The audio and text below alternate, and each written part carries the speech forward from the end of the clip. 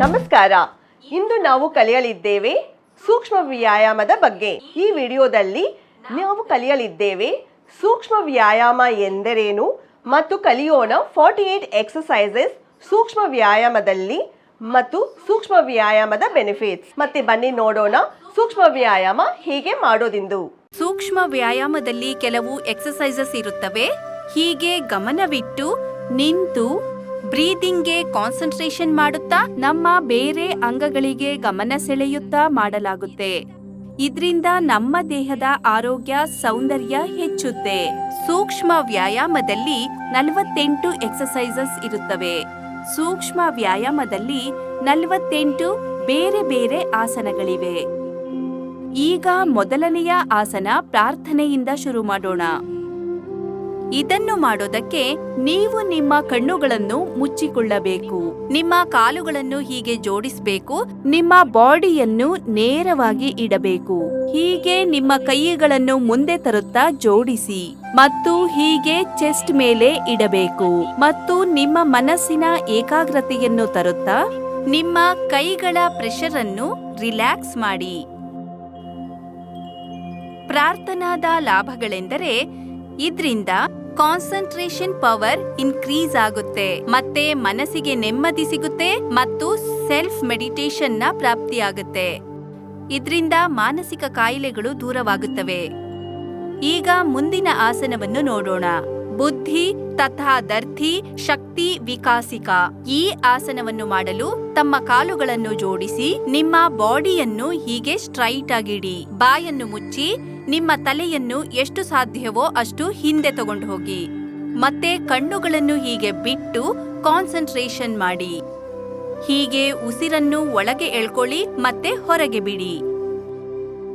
ಈ ಆಸನದ ಲಾಭಗಳೆಂದರೆ ಇದರಿಂದ ಮೆಮರಿ ಪವರ್ ಹೆಚ್ಚಾಗುತ್ತೆ, ಪಾಸಿಟಿವ್ ಥಿಂಕಿಂಗ್ ನ ಡೆವಲಪ್ಮೆಂಟ್ ಆಗುತ್ತೆ, ರ್ಯಾಷನಲ್ ಬ್ರೈನ್ ಪವರ್ ಇನ್ಕ್ರೀಸ್ ಆಗುತ್ತೆ, ಮೆಂಟಲ್ ಎಫೆಕ್ಟ್ ನಿಂದ ಕಾಪಾಡುತ್ತೆ ಮತ್ತೆ ವಿಲ್ ಪವರ್ ಇನ್ಕ್ರೀಸ್ ಆಗುತ್ತೆ. ಬನ್ನಿ ಈಗ ನೋಡೋಣ ಮುಂದಿನ ಆಸನ ಸ್ಮರಣ ಶಕ್ತಿ ವಿಕಾಸಿಕ. ಈ ಆಸನವನ್ನು ಮಾಡಲು ತಮ್ಮ ಕಾಲುಗಳನ್ನು ಹೀಗೆ ಜೋಡಿಸಿ ನಿಮ್ಮ ಬಾಡಿಯನ್ನು ಸೀದಾ ಇಡಿ. ನಿಮ್ಮ ಕಣ್ಣುಗಳನ್ನು ನಿಮ್ಮ ಕಾಲಿನ 5 ಫೀಟ್ ಅಂತರದಿಂದ ಫೋಕಸ್ ಮಾಡಿ. ಹೀಗೆ ಕಾನ್ಸಂಟ್ರೇಷನ್ ಮಾಡಿ ಉಸಿರನ್ನು ಒಳಗೆ ಎಳ್ಕೊಳ್ಳಿ ಮತ್ತೆ ಹೊರಗೆ ಬಿಡಿ. ಬ್ರೈನ್ ಪ್ರಾಬ್ಲಮ್ ನಂತಹ ಎಲ್ಯೂಷನ್ಸ್, ಬ್ರೈನ್ ನ ಇಂಬ್ಯಾಲೆನ್ಸ್, ಲೋ ಮೆಮರಿ ಹೀಗೆ ಎಲ್ಲವೂ ಕೂಡ ಕ್ಲಿಯರ್ ಆಗುತ್ತೆ. ಇದನ್ ಮಾಡೋದ್ರಿಂದ ಸುಸ್ತಾಗೋದು ಕಡಿಮೆ ಆಗುತ್ತೆ, ಕೆಲಸ ಮಾಡೋ ಕೆಪಾಸಿಟಿ ಇನ್ಕ್ರೀಸ್ ಆಗುತ್ತೆ, ಮೆಮರಿ ಪವರ್ ಕೂಡ ಇನ್ಕ್ರೀಸ್ ಆಗುತ್ತೆ. ಮುಂದಿನ ಆಸನ ಮೇಧಾ ಶಕ್ತಿ ವಿಕಾಸಿಕ. ಈ ಆಸನವನ್ನು ಮಾಡಲು ನಿಮ್ಮ ಬ್ಯಾಕ್ ಅನ್ನು ಸ್ಟ್ರೈಟ್ ಆಗಿಡಿ. ಕಣ್ಣುಗಳನ್ನು ಮುಚ್ಚಿ ನಿಮ್ಮ ಕಾಲುಗಳನ್ನು ಜೋಡಿಸಿ ನಿಮ್ಮ ಚಿನ್ನನ್ನು ಹೀಗೆ ಚೆಸ್ಟ್ ಮೇಲೆ ಇಡಿ. ಮತ್ತೆ ಕಾನ್ಸಂಟ್ರೇಷನ್ ಮಾಡುತ್ತಾ ಹೀಗೆ ಫೋರ್ಸ್ ಆಗಿ ಉಸಿರನ್ನು ಒಳಗೆ ಎಳ್ಕೊಳ್ಳಿ, ಹೊರಗೆ ಬಿಡಿ. ಈ ಆಸನದ ಬೆನಿಫಿಟ್ಸ್ ಎಂದರೆ ಓಕಲ್ ಗ್ಲ್ಯಾಂಡ್ಸ್ಗೆ ಬಹಳ ಒಳ್ಳೆಯದು. ಆಲಸ್ಯ ಮತ್ತು ಸ್ಲೀಪಿಂಗ್ ಪ್ರಾಬ್ಲಮ್ನಿಂದ ಮುಕ್ತಿ ಸಿಗುತ್ತೆ, ಕೆಮ್ಮು ಕಡಿಮೆ ಆಗುತ್ತೆ ಮತ್ತೆ ಬಾಡಿ ಆಕ್ಟಿವ್ ಆಗಿರುತ್ತೆ. ಮುಂದಿನ ಆಸನ ನೇತ್ರ ಶಕ್ತಿ ವಿಕಾಸಿಕ. ಈ ಆಸನವನ್ನು ಮಾಡಲು ನಿಮ್ಮ ಕಾಲುಗಳನ್ನು ಜೋಡಿಸಿ ಮತ್ತು ನಿಮ್ಮ ಬಾಡಿಯನ್ನು ಸ್ಟ್ರೈಟ್ ಆಗಿ ಇರಿಸಿ. ಎಷ್ಟು ಸಾಧ್ಯವೋ ಅಷ್ಟು ನಿಮ್ಮ ತಲೆಯನ್ನು ಹಿಂದೆ ಮಾಡಿ. ಈಗ ಕಾನ್ಸಂಟ್ರೇಷನ್ ಮಾಡಿ ನಿಮ್ಮ ಐಬ್ರೋಸ್ನ ಮಧ್ಯದಲ್ಲಿರುವ ಪಾಯಿಂಟ್ನಲ್ಲಿ. ಕಣ್ಣುಗಳಿಗೆ ಸುಸ್ತಾಗುವ ಮುಂಚೆನೆ ಕಣ್ಣುಗಳನ್ನು ಮುಚ್ಚಿ ಮತ್ತೆ ನಿಮ್ಮ ಕಣ್ಣುಗಳನ್ನು ಓಪನ್ ಮಾಡಿ ಈ ಆಸನವನ್ನು ಮುಗಿಸಿ. ಈ ಆಸನದ ಲಾಭಗಳೆಂದರೆ ಮಸ್ಕ್ಯುಲರ್ ಪವರ್ ಅನ್ನು ಇನ್ಕ್ರೀಸ್ ಮಾಡುತ್ತೆ, ಕಣ್ಣುಗಳ ಒಳಗಿನ ಸ್ಟ್ರಕ್ಚರ್ ಅನ್ನು ಸ್ಟ್ರಾಂಗ್ ಮಾಡುತ್ತೆ, ಇದರಿಂದ ಕಣ್ಣಿನ ಪವರ್ ಇನ್ಕ್ರೀಸ್ ಆಗುತ್ತೆ. 40 ದಿನ ಈ ಆಸನವನ್ನು ಮಾಡೋದ್ರಿಂದ ಕಣ್ಣಿನ ಎಲ್ಲಾ ಸಮಸ್ಯೆಗಳು ದೂರವಾಗುತ್ತವೆ. ಈಗ ನಾವು ಮಾಡೋಣ ಕಪೋಲ ಶಕ್ತಿ ವಿಕಾಸಿಕ. ನಿಮ್ಮ ಕೈಗಳ ಬೆರಳುಗಳನ್ನು ಜೋಡಿಸಿ ನಿಮ್ಮ ಹೆಬ್ಬೆರಳುಗಳಿಂದ ನಿಮ್ಮ ಮೂಗನ್ನು ಹೀಗೆ ಮುಚ್ಚಿರಿ. ಮತ್ತೆ ನಿಮ್ಮ ಕಣ್ಣುಗಳನ್ನು ಓಪನ್ ಆಗಿಡಿ. ಹೀಗೆ ಬಾಯಲ್ಲಿ ಗಾಳಿ ತುಂಬಿಸಿ ಉಸಿರನ್ನು ಒಳಗೆ ಎಳೆಯಿರಿ ಮತ್ತೆ ಹೀಗೆ ಹೊರಗೆ ಬಿಡಿ. ಈಗ ನಿಮ್ಮ ಕಣ್ಣುಗಳನ್ನು ಮುಚ್ಚಿ ನಿಮ್ಮ ಚಿನ್ನನ್ನು ಹೀಗೆ ಚೆಸ್ಟ್ ಮೇಲೆ ಇಡಿ ಮತ್ತೆ ನಿಮ್ಮ ಉಸಿರನ್ನು ಹೀಗೆ ಹೋಲ್ಡ್ ಮಾಡಿ. ಈಗ ನಾರ್ಮಲ್ ಪೊಸಿಷನ್ಗೆ ಬಂದು ನಿಮ್ಮ ಕಣ್ಣುಗಳನ್ನು ಬಿಡಿ ಮತ್ತೆ ಉಸಿರನ್ನು ಹೊರಗೆ ಬಿಡಿ ಮೂಗಿನಿಂದ. ಈ ಆಸನದ ಬೆನಿಫಿಟ್ಸ್ ಎಂದ್ರೆ ಕೆನ್ನೆಗಳು ಕೆಂಪಗೆ ಮತ್ತು ಆರೋಗ್ಯವಾಗುತ್ತವೆ. Oral infection ದೂರವಾಗುತ್ತೆ. ಮುಖದ ಮಸಲ್ಸ್ ಆಕ್ಟಿವ್ ಆಗುತ್ತವೆ. ಆಕ್ನೆ ಮತ್ತು ಪಿಂಪಲ್ಸ್ ಬರೋದಿಲ್ಲ. ಮುಂದಿನ ಆಸನ ಕರ್ಣಶಕ್ತಿ ವಿಕಾಸಿಕ. ಈ ಆಸನವನ್ನು ಮಾಡಲು ನಿಮ್ಮ ಕಾಲುಗಳನ್ನು ಜೋಡಿಸಿ ಹೀಗೆ ಸೀದಾ ನಿಂತ್ಕೊಳ್ಳಿ. ಈಗ ನಿಮ್ಮ ಕಣ್ಣುಗಳನ್ನು ಮುಚ್ಚಿ ನಂತರ ನಿಮ್ಮ ಕಿವಿಗಳನ್ನು ಮುಚ್ಚಿ ಹೀಗೆ ಹೆಬ್ಬೆರಳಿನಿಂದ ನಿಮ್ಮ ಮೊದಲನೇ ಬೆರಳು ಕಣ್ಣುಗಳ ಮೇಲಿರಬೇಕು, ಎರಡನೇ ಬೆರಳು ತುಟಿ ಮೇಲೆ, 3, 4ನೇ ಬೆರಳು ಹೀಗೆ ಗದ್ದದ ಮೇಲಿರಬೇಕು. ಈಗ ಮೂಗಿನಿಂದ ಉಸಿರನ್ನು ಎಳ್ಕೊಂಡು ಬಾಯಲ್ಲಿ ಹೀಗೆ ಗಾಳಿ ತುಂಬಿಸಿ. ಹೀಗೆ ಮುಖವನ್ನು ಕೆಳಗೆ ಮಾಡುತ್ತಾ ಚೆಸ್ಟ್ ಮೇಲೆ ಇಡಿ.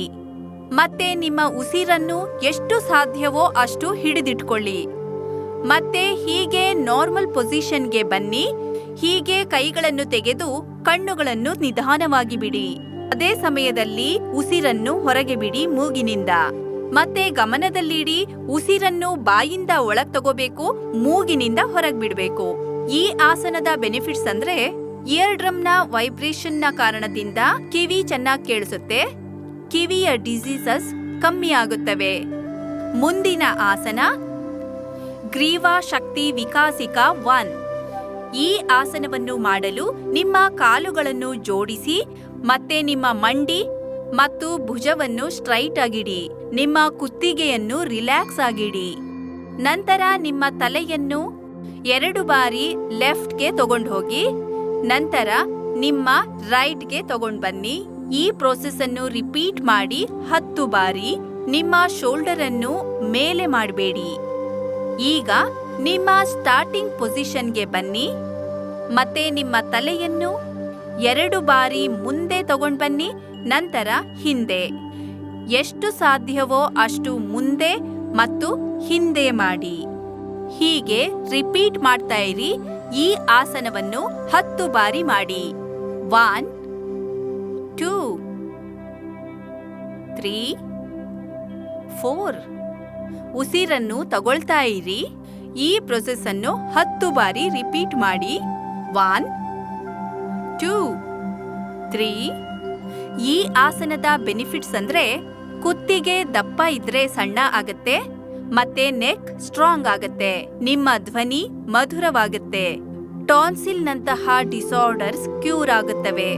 ಮುಂದಿನ ಆಸನ ಗ್ರೀವಾ ಶಕ್ತಿ ವಿಕಾಸಿಕ 2. ಈ ಆಸನವನ್ನು ಮಾಡಲು ತಮ್ಮ ಕಾಲುಗಳನ್ನು ಜೋಡಿಸಿ ನಿಮ್ಮ ಕಾಲುಗಳು ಮತ್ತು ಭುಜವನ್ನು ಸ್ಟ್ರೈಟ್ ಆಗಿರಿಸಿ. ನಿಮ್ಮ ಬಾಯನ್ನು ಮುಚ್ಚಿಕೊಳ್ಳಿ ಮತ್ತು ಕಣ್ಣುಗಳನ್ನು ಬಿಡಿ. ಮತ್ತೆ ನಿಮ್ಮ ಚಿನ್ನನ್ನು ನಿಮ್ಮ ಚೆಸ್ಟ್ ಮೇಲಿಡಿ. ನಿಮ್ಮ ತಲೆಯನ್ನು ಲೆಫ್ಟ್ ಟು ರೈಟ್ ರೊಟೇಟ್ ಮಾಡಿ ಮತ್ತು ರೈಟ್ ಟು ಲೆಫ್ಟ್ ರೊಟೇಟ್ ಮಾಡಿ ಆಲ್ಟರ್ನೇಟ್ಲಿ. ನಿಮ್ಮ ಕಿವಿಗಳು ಭುಜಕ್ಕೆ ಮುಟ್ಟುವ ಹಾಗೆ ಪ್ರಯತ್ನಿಸಿ. ಗಮನದಲ್ಲಿಡಿ, ನೀವು ನಿಮ್ಮ ಭುಜವನ್ನು ಕಿವಿಗೆ ಟಚ್ ಮಾಡಲು ಮೇಲೆ ಮಾಡಬೇಡಿ. ಹೀಗೆ 5 ಬಾರಿ ರಿಪೀಟ್ ಮಾಡಿ. 1, 2, 3. ಈ ಆಸನದ ಬೆನಿಫಿಟ್ಸ್ ಅಂದ್ರೆ ಥ್ರೋಟ್ ಡಿಸೀಸ್ ನಿಂದ ಮುಕ್ತಿ ಸಿಗುತ್ತೆ. ಸ್ಪೀಚ್ ತುಂಬಾ ಕ್ಲಿಯರ್ ಆಗತ್ತೆ. ನೀವೀಗ ಸೂಕ್ಷ್ಮ ವ್ಯಾಯಾಮದ ಬಗ್ಗೆ ತಿಳ್ಕೊಂಡಿದ್ದೀರಿ ಅಂತ ನಂಬಿದ್ದೀನಿ. ಮತ್ತೆ ಸೂಕ್ಷ್ಮ ವ್ಯಾಯಾಮದ ಕೆಲವು ಎಕ್ಸರ್ಸೈಸಸ್ ಮತ್ತು ಬೆನಿಫಿಟ್ಸ್ ಅನ್ನು ತಿಳ್ಕೊಂಡಿದ್ದೀರಿ. ನಾನು ನಿಮ್ಮನ್ನು ಭೇಟಿ ಮಾಡ್ತೀನಿ ಮುಂದಿನ ಇಂಟ್ರೆಸ್ಟಿಂಗ್ ಮತ್ತು ಎಕ್ಸೈಟಿಂಗ್ ವಿಡಿಯೋದೊಂದಿಗೆ. ಅಲ್ಲಿ ತನಕ ಥ್ಯಾಂಕ್ಸ್, ಗುಡ್ ಬೈ.